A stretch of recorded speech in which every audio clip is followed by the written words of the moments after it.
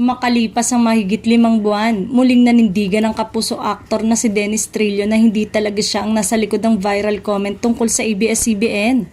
Makalipas ang 5 buwan matapos ang pag-usapan, ang umano'y pagkomento ng pabalang ni Dennis.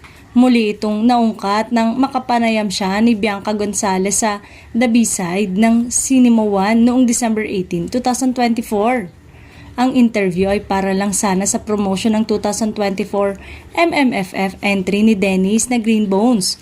Ngunit bilang kapamilya talent, hindi pinalampas ni Bianca nang tanungin si Dennis kung paanong nahack ang kanyang TikTok account. Sabi ni Bianca kay Dennis, "I cannot let this chance pass without asking you something that I have zero judgment for. This is my ABS pa ba? I just wanted to really know, ano ba talagang totoong kwento behind that viral na pinalaki ng mga tao sa comment." Pero sinagot ito ni Dennis para na rin na maipagtanggol ang kanyang sarili laban sa mga patuloy na bumabatiko sa kanya. Sumusumpa raw si Dennis na hindi siya ang nagpatutsada tungkol sa ABS-CBN.